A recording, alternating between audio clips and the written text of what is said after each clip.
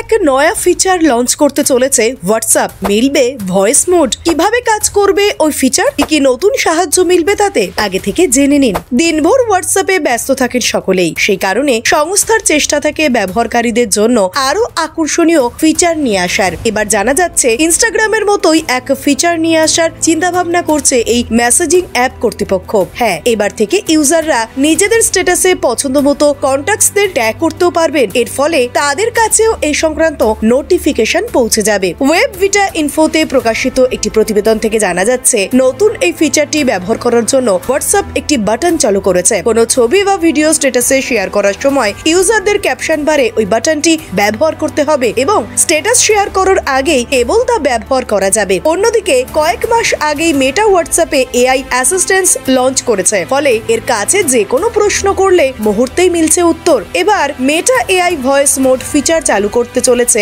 মেটা। হ্যাঁ, নামকরণ থেকেই পরিষ্কার যে এবার সরাসরি ইউজারদের সঙ্গে কথা বলবে কৃত্রিম বুদ্ধিমত্তা। জানা যাচ্ছে ইউজাররা নিজেদের পছন্দ মতো কণ্ঠস্বরও বেছে নিতে পারবেন। তিনটি আলাদা ধরনের ব্রিটিশ ও দুরকমের মার্কিন কণ্ঠস্বরের ভিতর থেকে বাছার সুযোগ পাবেন তারা। তবে পরে আরো 4টি কণ্ঠস্বর যোগ করা হতে পারে, যে কণ্ঠস্বরগুলি জনপ্রিয় সব ব্যক্তিদের, যা থেকে পরিষ্কার যে অদূর ভবিষ্যতে হোয়াটসঅ্যাপের কৃত্রিম বুদ্ধিমত্তা ব্যবহারের অভিজ্ঞতা আরো চমকপ্রদ হতে চলেছে। সম্প্রতি জানা গিয়েছে এবার গ্রুপ কলিং ফিচারেও বিপ্লব আনছে হোয়াটসঅ্যাপ। এতদিন হোয়াটসঅ্যাপে গ্রুপ কলিং এর ক্ষেত্রে ফোন এলে সকল সদস্যের কাছে রিং হতো, কিন্তু এবার আর তা হবে না, বরং লিংক থেকেই যুক্ত হওয়া যাবে গ্রুপ কলিং এ। এ বিষয়ে আপনার কি মতামত কমেন্ট করে জানাতে ভুলবেন না। Bureau report, talk to time.